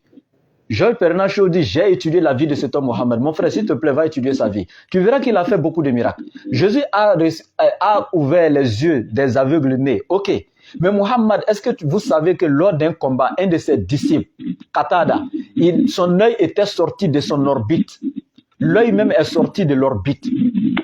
Mais Mohammed a pris l'œil, il l'a replacé dans l'orbite, il a posé sa main dessus. Quand il a levé sa main, l'œil était intact, sans aucune égratignure, et le jeune a retrouvé la vue. Allahu Akbar. Vous ne savez même pas tout ça. Mais sachez que le plus grand des miracles n'est pas de venir faire toutes ces choses-là. Tu peux 1000 fois ressusciter un être humain, mais s'il n'est pas sur la voie de la rectitude, mon frère, c'est zéro. Donc c'est pour vous dire tout simplement, le plus grand de tous les miracles, c'est de venir trouver son peuple dans l'idolâtrie, dans le polythéisme, et les tirer du polythéisme vers un système théocentrisme, c'est-à-dire un système où l'éternel est au centre. Donc les tirer des ténèbres vers la lumière, vers l'adoration d'un seul Dieu unique, créateur des cieux et de la terre, c'est le plus grand miracle. Mohammed a transformé son peuple. Regardez un peu la Mecque aujourd'hui. Mais regardez le pays de Jésus. Qu'est-ce qui se passe là-bas aujourd'hui? Donc ça, c'est pas le plus grand miracle ressuscité des aveugles nés et tout ça. Maintenant, je reviens ici pour dire quoi? Jésus et Mohammed ont confirmé ici chacun. Jésus a confirmé qu'il n'a été envoyé qu'aux enfants d'Israël. Il a envoyé ses disciples aussi en leur disant, n'entrez pas dans la ville des Samaritains, n'entrez pas chez les non-juifs, mais allez-y plutôt chercher les brebis perdues de la maison d'Israël. Quant à Mohammed, dans la sourate 7, verset 158, il a dit, Ya ayyuhannas, inni rasulullah ilaykum jamia. Ô homme, je suis le messager d'Allah envoyé à vous tous. Maintenant, Jésus et Mohammed encore devaient placer tous les êtres humains au même titre. S'ils avaient été envoyés à toute l'humanité, celui qui a été envoyé à toute l'humanité doit quand même, c'est-à-dire que placer les êtres humains au même pied d'égalité. Le même droit, il doit établir entre les êtres humains. Mais regardez Jésus. D'abord, vous ne savez même pas dans l'histoire, parce que pour comprendre les Écritures, il faut avoir la connaissance, comme j'ai dit, stylistique, les connaissances donc des langues liturgiques, les connaissances historiques, les connaissances événementielles, ainsi de suite. Donc, je vous ramène à aller fouiller encore, vous allez voir. Au temps de Jésus, le temple qui était là à Jérusalem, le temple était divisé en 4. Il y avait la salle de Débir, là où on déposait la Torah. Il y avait la salle de Hekal, qui séparait la salle de Débir de la salle des prêtres. Et ensuite, après la salle de Hekal, il y avait la salle des prêtres. Et ensuite, il y avait la grande salle d'adoration. Bien, et dans la grande salle d'adoration, vous devez savoir que les Juifs n'adoraient pas comme vous les chrétiens, où les femmes et les hommes sont mélangés à l'église, tout ça, voilà. Mais ils adoraient comme les musulmans, les femmes derrière les hommes devant. Ils ne s'étaient jamais mélangés, donc, dans le temple avec les femmes pour adorer l'Éternel ensemble. Maintenant, voilà, à l'entrée maintenant du temple, il y avait une balustrade de pierre sur laquelle était inscrite, c'est-à-dire qu'il est interdit catégoriquement à toute personne n'appartenant pas à l'une des 12 tribus de la maison d'Israël de pénétrer dans le temple sous peine de mort. Voilà ce qui était inscrit donc sur la balustrade de pierre. Il est catégoriquement interdit à toute personne n'appartenant pas à l'une des 12 tribus de la maison d'Israël de pénétrer dans le temple sous peine de mort. Mais quand Jésus est venu, il a vu ça, il n'a pas discuté, il n'a pas demandé de supprimer cela. Jésus était d'accord avec. Quand tu n'es pas des enfants d'Israël, tu n'as pas le droit de pénétrer dans le temple. Non, il n'est pas l'heure, s'il vous plaît. Il me reste 1 minute. À quelle heure? J'ai dit, il me reste 1 minute. Vous êtes en train de finir mes secondes. Il me reste 1 minute, je peux continuer. Ok. Donc ici, voilà ce qui va se passer. Donc, Jésus est venu trouver que les êtres humains n'étaient pas au même pied d'égalité. Les Juifs étaient considérés comme au-dessus des autres. Et c'est la même chose dans Matthieu chapitre 15. Je ne dis pas que Jésus l'a fait intentionnellement, mais pour vous montrer qu'en ce moment, sa mission se limitait qu'aux enfants d'Israël. Il a dit, on ne prenait pas le pain des petits enfants pour donner aux petits chiens. Qui étaient les petits chiens? Ce sont les non-juifs. Mais quand Mohammed est venu dans la sourate 49 à partir du verset 13, il a dit quoi? Ô homme, nous vous avons créé d'un seul être, donc qui est Adam, et d'une femme qui est Ève. Et nous avons fait de vous des tribus et des nations, afin que vous vous entreconnaissiez. Mais le meilleur d'entre vous est celui qui crée Allah le plus. Donc Mohammed a placé tous les êtres humains au même pied d'égalité et il a basé ici le critère de noblesse sur la piété. Je m'arrête là, mon frère. Maintenant, nous allons aller avec le petit poteau, n'est-ce pas? Oui, c'est ça. Ok, on va aller avec le petit poteau. Maintenant, mon frère, s'il te plaît, j'ai une question à te poser. Maintenant, avant de poser la question, avant d'aller avec le petit poteau, j'aimerais vous dire, c'est vrai que vous avez souhaité... la parole. Allô? Tu viens de terminer au moins, moi, continue, parce que c'est moi qui prends la parole. Oui. Après tu prends, je prends la parole, après tu prends. Oui, j'ai compris. Mais le petit poteau, on ne prend pas parole. Attends, le petit poteau, c'est un échange entre nous, hein? Maintenant, j'aimerais vous dire quelque chose. Ok, là. Je vais vous donner la parole. Maintenant, le petit poteau, là, sincèrement, s'il vous plaît, il faudrait qu'on se respecte. C'est vrai que c'est un échange, mais on ne doit pas parler pendant que l'autre parle parce que les internautes ne vont pas nous comprendre. Ça peut aller? Ok, c'est bon. Ok, maintenant, j'aimerais vous poser une question. Ok, je commence le petit poteau. Je vous pose déjà une question. Maintenant, Jésus, pendant son ministère de son vivant, a-t-il eu un disciple non israélite? Non. Mais Mohammed, lui, de son vivant, il y avait Salman qui était perse, il y avait Chouaib qui était romain. Il a eu des disciples non israélites, il y avait Bilal qui était africain noir. Mohammed, de son vivant, pendant son ministère, avait des disciples d'autres nations que la sienne. Et vous confirmez ici que Jésus n'avait que des Israélites comme disciples. Comment vous pouvez prétendre que Jésus a sauvé de l'humanité alors qu'il n'avait pas de son vivant, donc un disciple d'autres nations que la sienne? Ok, je peux répondre? Oui, vous pouvez aller, il n'y a pas de souci. Okay. Ce n'est pas le fait d'appartenir, ce n'est pas le fait que plusieurs peuples appartiennent à son groupe de disciples qui fait qu'il est sauveur de l'humanité ou pas. Est-ce qu'il a fait la mission pour laquelle il a été envoyé? Oui ou non? C'est ce qui est le plus important. Mais mon frère, c'est pas parce que tu peux rassembler les gens de diverses nationalités dans ton camp de disciples qui fait que automatiquement qui est sauveur de toute l'humanité, ou bien les disciples là qu'il a fait rentrer dans son rang, ça veut dire qu'il a sauvé les autres nations. Par eux, je ne sais pas. Hein. Mon frère. Mais il faut dire que... mon frère, moi j'aimerais savoir, ce que tu dis là, c'est pas normal. Parce que pour être envoyé pour être sauveur de l'humanité là, il faut d'abord avoir été envoyé à toute l'humanité.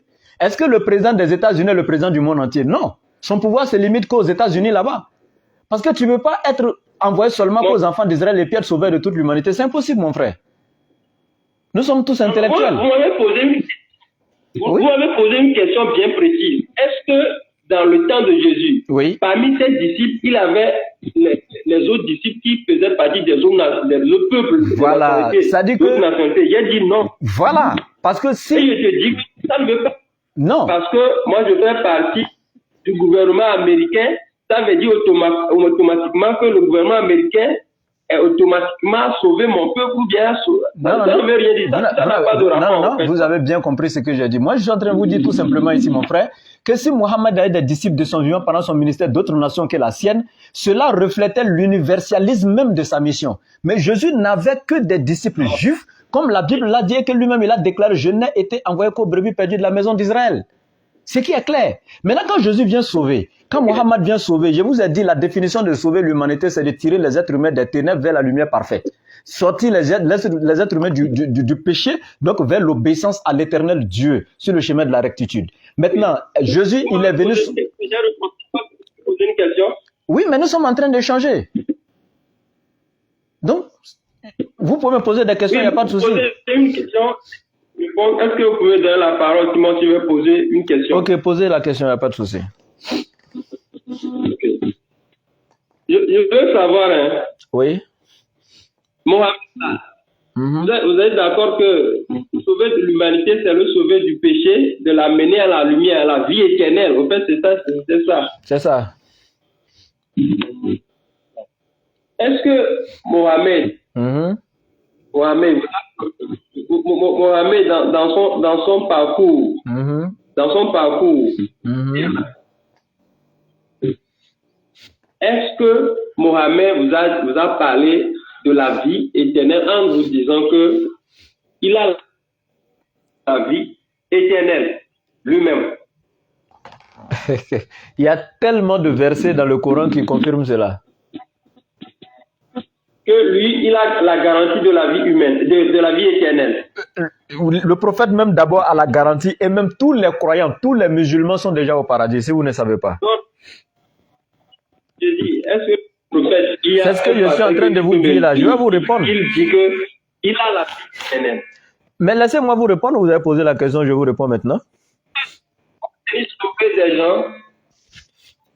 Allô? Pour venir sauver des gens, parce que j'ai dit quand même qu'il doit être sauvé d'abord. Est-ce que Mohamed doit dit qu'il est sauvé? Justement, c'est ce que je suis en train de vous dire. Moi, je vais vous répondre maintenant. Ou bien? Okay. Voilà. Donc, pour vous,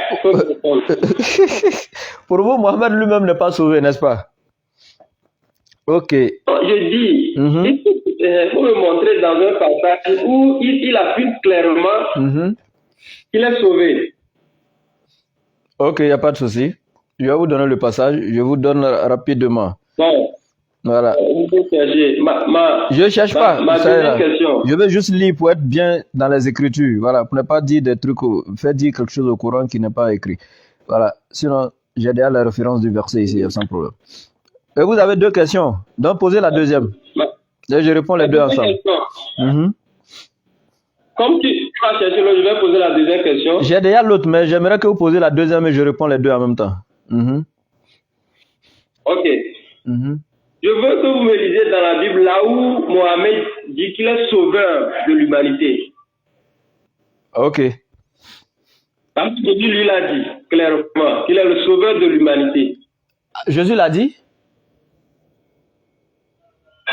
Oui. Ok, il n'y a pas de souci. Mais n'oubliez pas, vous dites que Jésus l'a dit qu'il est sauveur de l'humanité. Je vais vous retourner la même question dans la Bible, il n'y a pas de souci. Ok, d'accord. Donc voici le verset coranique ici, je commence par ce verset-là. Ya ibadi, la khawfun alaykumul yawm, wa la antum tahzanun. Allazina amanu bi ayatina wa kanu muslimin, idkhulul jannata antum wa azwajukum tuhbarun. Donc je traduis ici. Oh mes serviteurs, vous ne devez avoir aucune crainte aujourd'hui. Vous ne serez point affligés. Ceux qui croient en nos signes et sont musulmans, je répète, ceux qui croient en nos signes et sont musulmans, entrez au paradis, vous et vos épouses, vous y serez fêtés. Est-ce que vous avez entendu le verset quand on a dit ceux qui sont musulmans sont au paradis? Est-ce que vous avez entendu? Ceux qui sont musulmans, entrez au paradis. Est-ce que vous avez entendu? Oui, je l'ai entendu. Ok. Est-ce que Mohammed était musulman? Il est musulman. Donc, il est au paradis. C'est ce que ça veut dire. Donc, si ok, d'accord. Donc, s'il vous plaît, non, je réponds à la deuxième question. Je n'ai pas encore fini. Non, je n'ai pas encore fini. Paradis, ça veut dire que... Non, il n'y a pas un verset dans la Bible qui dit les chrétiens aller au paradis. Si vous trouvez, je me baptise ce soir là, je deviens chrétien. Ça n'existe pas. Comme ce verset coranique, ça n'existe pas. Maintenant, ok, laissez. Ça ne veut rien dire. Non, ça veut tout dire. Vous voulez savoir si les musulmans sont sauvés, y compris Mohammed même qui est à la tête. Vous venez de répondre qu'il est musulman et le verset coranique dit les musulmans entrent au paradis. Ça dit que je ne vais même pas rentrer dans beaucoup de versets avec vous. Il y a tellement de versets. Maintenant, regardez quelque chose ici. Je réponds à la deuxième question, Esma. Vous demandez si Mohammed a déclaré quelque part qu'il est le sauveur de l'humanité. Effectivement, Mohammed est le sauveur de l'humanité. Il a été clair. Il dit, Qul ya ayyuhannas inni rasulullahi ilaykum jami'a. Il dit, ô homme, je suis le messager d'Allah envoyé à toute l'humanité, à vous tous sans exception. Maintenant, il a été envoyé pourquoi? Lui-même va nous définir cela dans le même Coran, Surat 34, verset 28. Voilà ce qui est écrit. Et il dit, ô toi Mohammed, et nous t'avons envoyé qu'en tant qu'annonciateur et avertisseur pour toute l'humanité, mais la plupart des gens ne savent pas. Maintenant, au début, vous et moi, on a défini. Le sauveur, c'est qui? C'est celui qui vient tirer les êtres humains des ténèbres vers la lumière. Et voici le verset qui est clair. Mohammed vient sortir les gens des ténèbres. S'il vous plaît. C'est du péché vers la vie éternelle. Justement, mais quand on dit des ténèbres, là, ce sont les péchés. Est-ce que les péchés sont la lumière? C'est en français soutenu que je vous parle. Quand je dis des ténèbres vers la lumière, ça veut dire du péché vers la bienfaisance et autres, l'obéissance à Dieu.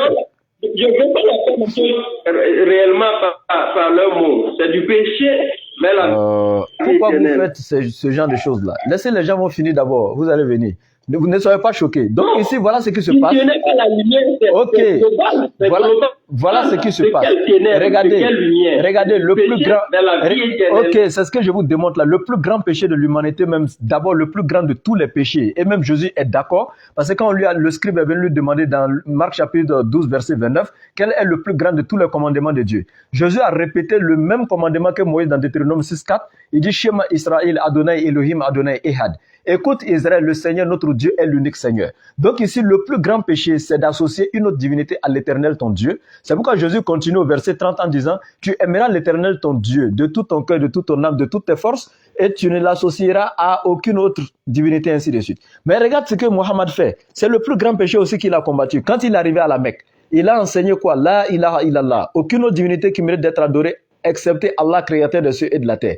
Et il a sorti les Arabes qui adoraient plus de 60 et quelques idoles dans la Kaaba, les soumettre aujourd'hui à un système théocentriste, comme je dis, il les a tirés du polythéisme vers le monothéisme pur, comme ses prédécesseurs.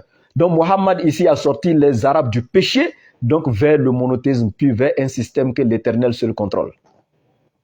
Je vous écoute. Ok, j'ai entendu les passages que tu as donnés. Oui. Mais je voulais que je dire quelque chose. On sera plus long, hein, s'il vous plaît. Le débat devait être 1 heure de temps. Jusqu'à maintenant. Oui, je vais vous dire qu'on va arrêter à 1h20 dans 4 minutes. J'ai compris, je vous donne la parole. Oui, c'est juste pour vous signaler que dans 4 minutes, il sera 1h20 minutes, donc on va arrêter à 20, il est 16. Ok. Ok, je vous écoute. Donc, ce que moi je voulais dire, c'est que, ce que je voulais dire, c'est que l'humanité est confrontée à un problème de péché, une mort spirituelle. Et qu'il fallait quelqu'un pour les délivrer de cette mort spirituelle-là, pour les amener vers la vie éternelle. Arrêtons de tourner autour. Et je vais vous poser une question. Une question. J'ai répondu à vos deux questions. S'il vous plaît, je vais vous poser une question à travers ce que vous dites là. Et je vous laisse parler. J'aimerais savoir, on ne va plus tourner autour du pot. Ok, pour vous, Jésus est venu sauver toute l'humanité. Ok, mais Jésus est venu sauver l'humanité comment, en quoi faisant? Je veux le comment maintenant. Comment est-ce que Jésus a procédé pour sauver l'humanité? Je vous écoute. Je vous écoute maintenant. Comment est-ce qu'il a sauvé l'humanité? Par quel moyen? Oui, c'est ce que j'essaie d'expliquer. N'essayez pas d'expliquer même. Pour sauver l'humanité, pour sauver l'humanité de péché, il faut anéantir le pouvoir du péché. Comment est-ce que Jésus a fait? C'est ce que je veux savoir. Il faut anéantir le pouvoir du péché, qui est la mort éternelle. Je vous écoute, dites la chose. Dites la chose. C'est un problème de péché qui l'a mis à une mort éternelle. Donc Jésus est venu mourir pour nos péchés. Il faut dire en même temps qu'il était ici. Il faut dire qu'il est venu mourir. Il faut dire qu'il est venu mourir pour vos péchés. Il faut dire en même temps. Attends, il faut bien me suivre. Je dis, l'humanité est confrontée à un problème de mort spirituelle lié au péché. Et coupé de son créateur pour une mort éternelle. C'est-à-dire qu'il ne verra plus jamais son créateur. Et il fallait quelqu'un qui puisse venir le délivrer de ce pouvoir-là, de cette mort spirituelle-là, pour l'amener à la vie éternelle. J'ai compris tout ça là. J'ai compris tout ça là. Comment est-ce qu'il a fait? Vous dites tout ce que vous dites là, je sais tout ça déjà, on a déjà trop entendu. Maintenant, je dis comment est-ce qu'il a fait maintenant? J'ai compris toute cette théorie. Maintenant, comment est-ce que Jésus a procédé? Comment il a anéanti le péché là? En quoi faisant? Le pouvoir de la mort spirituelle là. En quoi faisant? En allant au séjour de la mort. Donc il est mort pour vos péchés. Il faut dire en même temps, on va avancer.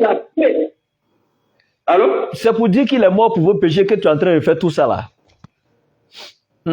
Non, si je dis ça comme ça, tu n'allais pas comprendre. Je vais Donc, aller il est dans la mort. profondeur Donc, des choses pour que parce que j'ai dit mort pour les péchés, tu vas analyser de façon générale en interpréter ça comme tu veux. non, D'abord, je t'explique la profondeur de la chose. On n'a pas assez de temps. Donc, il est mort pour vos péchés. Hein? Il est mort pour anéantir le pouvoir de la mort sur la vie de l'humanité. Je dis, il est mort pour vos péchés, oui ou non? Jésus est mort pour vos péchés, oui ou non? Jésus est mort pour mon péché? Voilà, mais il fallait dire ça depuis. Maintenant, non, moi, je vais répondre. Si je dis ça comme ça, tu ne peux pas comprendre. Mort pour le péché, là, tu ne comprends pas. C'est pourquoi donc laisse-moi parler. Je ne voulais pas utiliser ce mot-là pour le dire de façon globale comme ça, parce que je sais comment tu vas le prendre. C'est pourquoi je t'explique la profondeur de ce qui veut dire J'ai mort pour le péché. J'ai écouté ta profondeur là. Laisse-moi parler maintenant. Laisse-moi parler. Oui. Dans Jean chapitre 8, à partir du verset 40, lorsque les scribes et les pharisiens cherchaient à faire mourir Jésus, dans Jean chapitre 8, verset 40, Jésus dit, dans Jean chapitre 8, verset 40, Jésus dit aux scribes et aux pharisiens, maintenant vous cherchez à me faire mourir. Moi, un être humain qui vous a dit la vérité que j'ai entendue de Dieu. Cela, Abraham ne l'a pas fait. Vous faites l'œuvre de votre père qui est le diable, car il a été meurtrier dès le commencement. Donc, Jésus dit clairement ici dans Jean 8, 40 aux scribes et aux pharisiens, vouloir le faire mourir est une œuvre du diable qu'ils font, parce que le diable est leur père, car le diable lui-même a été meurtrier. Donc vouloir lui le tuer, c'est une œuvre diabolique. Donc une œuvre ici, qui est qualifiée par Jésus d'être une œuvre diabolique, peut encore être salvatrice pour les chrétiens. Point d'interrogation. Dans Luc chapitre 22, Jésus est plus que clair. Et on dit d'abord dans Luc chapitre 22, je commence par un truc d'abord, le Satan. Il est écrit au verset 4e, Satan rentra dans Judas. Donc Satan inspira Judas à trouver une manière comment livrer Jésus aux principaux sacrificateurs. Donc nous voyons ici Jésus dans Jean 8, 40 qui qualifie sa mort d'une mort satanique, diabolique. Et dans Luc chapitre 22, qui nous montre clairement qu'effectivement c'est Satan qui a inspiré Judas à aller livrer Jésus donc à la mort. Maintenant j'ai une seule question mon frère, s'il te plaît. Et sois sincère avec ma question.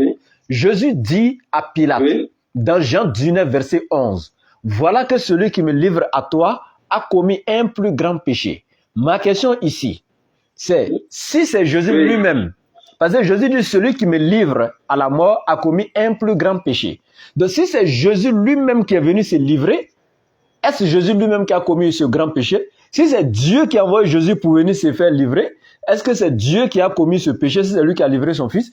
Parce que le fils dit, celui qui me livre à toi a commis un plus grand péché. Ma question, qui a livré Jésus et qui a commis ce grand péché? Est-ce Dieu ou Jésus lui-même? Si c'est lui-même qui s'est livré ou bien c'est Dieu qui l'a envoyé? Pour ça. Ok. Avant de répondre à cette question, allô? Oui, je t'écoute. Allô? Oui, allô, je t'écoute. Oui, avant de répondre à cette question. Oui. Avant de répondre à cette question. Vas-y, parle, on vous attend. Tu peux me répondre une question. Tu peux me répondre à cette question? Non, répondez ma question d'abord. Qui a commis le grand péché? Je vais te lire Apocalypse. Qui a commis Apocalypse 1, verset 17. Non, ne me répondez pas dans Apocalypse. J'ai posé une question qui est simple. La réponse ne se trouve pas dans Apocalypse, s'il vous plaît. Je vais te répondre. Non. Je vais te répondre, tu vas comprendre. Non, il est déjà l'heure. On ne va pas quitter ici, aller prendre un verset d'Apocalypse, chercher à interpréter d'une autre manière. Moi, j'avoue. Non, s'il vous plaît. Non, s'il vous plaît. S'il vous plaît. Par ma bouche, comme ça, tu vas dire. Non. Je l'ai vu ça ou bien. Non. S'il vous plaît. Ma question est simple. Jésus dit, celui qui me livre à toi a commis un plus grand péché. Si c'est Jésus qui s'est livré, c'est que c'est lui qui a commis le grand péché. Si c'est Dieu qui l'a livré, Dieu a commis un plus grand péché. Ou bien qui l'a livré, qui a commis ce grand péché? J'aimerais savoir. C'est ma question, elle est simple. On n'est pas obligé d'aller dans l'Apocalypse pour répondre ça. Ou bien si vous voulez, le troisième thème sur lequel on va échanger, c'est la mort de Jésus sur la croix. Est-elle biblique ou satanique? Est-ce que c'est une théorie vraie, biblique, venant de Jésus, ou bien si elle est satanique? On prépare ce thème pour la prochaine fois et puis on arrête le débat là. Et puis prochainement, ça sera sur la mort de Jésus, si vous voulez. Parce qu'il est déjà l'heure. Ok, la Bible dit... Non, mon frère, il est déjà l'heure. La Bible dit... Il est déjà l'heure, comme j'ai dit, s'il vous plaît. J'aimerais qu'on continue avec ce thème prochainement, s'il vous plaît. Hein? On fait la conclusion, non? Bon... Quand même, 2 minutes pour la conclusion. Voilà, allez-y. Il est 27 à 29, vous finissez. Je remercie tous nos éditeurs qui nous ont suivis jusqu'à maintenant. Comme je l'ai déjà dit depuis, pour être sauveur de l'humanité, il faut être d'abord différent des autres prophètes. Parce que tous les autres prophètes sont des messagers. Ils ont fait les mêmes choses que... pour être sauveur de l'humanité, c'est sauver l'humanité. Démontrer que tu es vraiment le sauveur. Et c'est ce que Jésus a fait en guérissant des gens, en ressuscitant des gens, pour lui leur dire qu'il est la vie éternelle. Il est monté au ciel et il va revenir bientôt nous chercher. Tous les passages bibliques le confirment. Je ne sais pas où Mohamed a fait des promesses qu'il va revenir. On ne sait même pas où il est exactement. Donc, c'est bien Jésus-Christ qui est le sauveur de l'humanité. Il a anéanti le pouvoir de la mort en le courant à la croix. Il est ressuscité, il vit éternellement. Il vit dans l'Apocalypse, on l'a vu, il est vit éternellement. Ce qu'on n'a jamais vu sur Mohamed, il est mort depuis, on ne le voit jamais. Jésus parle, il va revenir bientôt chercher ses enfants. Je ne sais pas ce que Mohamed lui l'a promis quand même pour ses siens. On ne sait même pas exactement où il est présentement, mais Jésus lui dit, il vit éternellement et il va venir chercher les siens bientôt. Je ne sais pas si c'est Mohamed qui va venir chercher les siens. Il ne l'a jamais dit dans le Coran. Merci beaucoup. Ok, merci beaucoup mon frère. Je suis très très content. Voilà. Et donc, ici, pour la conclusion, comme j'ai dit en amont et je répète encore, nous avons démontré par A plus B ici, donc que Jésus n'a été envoyé seulement qu'aux enfants d'Israël, ce qui est clair, parce que j'avais dit que l'Éternel devait établir leur champ de mission, ce qui est normal. Avant de rentrer dans tous les détails, si on veut savoir entre Jésus et Mohammed par qui l'humanité sera sauvée, mais attends, d'abord, pour être sauvé de l'humanité, il faut d'abord avoir été envoyé à toute l'humanité. Et ça, je suis clair dessus. C'est pas la peine de citer des tas de versets, d'aller dans tellement de philosophies hautes. Tu n'as pas été envoyé à toute l'humanité. Comment tu peux être sauvé de toute l'humanité? C'est impossible. Ton pouvoir se limite seulement que dans ton pays. Comment tu peux aller gérer les affaires d'un autre pays? C'est impossible. Et l'Éternel a été clair. Il a établi le champ de mission de Jésus à Israël. Jésus même a pris la parole. Il a justifié qu'effectivement, il n'a été envoyé qu'aux brebis perdues de la maison d'Israël. L'Éternel a établi le champ de mission de Mohammed en l'envoyant comme miséricorde pour l'univers, c'est-à-dire dont l'humanité même est inclue. Mohammed a pris la parole et dit, oh homme, je suis le messager d'Allah envoyé à vous tous sans exception. Jésus et Mohammed encore de leur vivant pendant leur ministère. J'ai posé la question au frère, lui-même il a été clair. Il dit, Jésus effectivement de son vivant pendant son ministère n'avait pas de disciples d'une autre nation que la sienne. Mais Mohammed lui, il avait Salman le Perse, il avait Chouaib le Romain, il avait Bilal encore l'Africain noir. Jésus de son vivant pendant son ministère n'a jamais invité une autre personne, un être humain d'une autre nation que la sienne à croire en son message. Mais Mohammed l'a fait. Il a envoyé des lettres à l'empereur perse, l'empereur romain, d'Égypte, ainsi de suite. Il a invité toutes ces grandes personnes, ces rois-là, et toutes ces personnes-là à croire en son message pour montrer que son message est universel. Et donc, Jésus et Mohammed devaient placer tous les êtres humains au même pied d'égalité. J'ai démontré bibliquement ici. Jésus allait voir en Israël qu'on disait que les non-juifs n'avaient pas le droit de rentrer dans le temple. Jésus n'a jamais révolu cette loi. Mais quand Mohammed est venu, tout le monde avait accès à la Kaaba. Bilal l'Africain noir était le premier à poser ses pieds même au-dessus de la Kaaba pour appeler la prière. Il n'a pas interdit à un non-arabe de rentrer dans la Kaaba, ainsi de suite. Non. Donc, Jésus et Mohammed, quand on regarde leur vie et donc leur mission selon les Écritures, nous voyons clairement que Mohammed est bel et bien le sauveur de l'humanité, parce que c'est lui qui a été envoyé à toute l'humanité et Jésus pour son peuple respectif. Je remercie d'abord mon co-débatteur qui est un frère que j'aime bien déjà, parce que vraiment c'est un frère, depuis que je fais les débats, il me respecte beaucoup, on se respecte et ça me plaît vraiment d'échanger avec lui. L'essentiel n'est pas que lui me convertisse donc au christianisme ou que moi je le convertis à l'islam. C'est le message que nous dispensons ici qui est important, surtout pour vous qui nous suivez, donc vous les internautes, ceux qui puisent donc des enseignements à travers ce que nous disons. Il y a certains dont leur foi s'accroît, leur crainte, ils ont beaucoup d'autres compréhensions qu'ils n'avaient pas, ainsi de suite. C'est ce qui est la chose la plus importante ici. Voilà. Et donc, je dis merci à tous les internautes aussi qui mettent des unités dans leur téléphone, qui dépensent rien que pour venir suivre le message de Dieu. C'est l'Éternel seul qui pourra vous récompenser. Nous vous disons merci et nous avons besoin de vos différents efforts, disons, dans les partages et donc en mettant les cœurs pour sécuriser les directs afin de nous permettre de continuer bien donc dans ce travail-là longtemps aussi. Merci beaucoup, je vous remercie. Merci mon co-débatteur, à la prochaine. Merci beaucoup.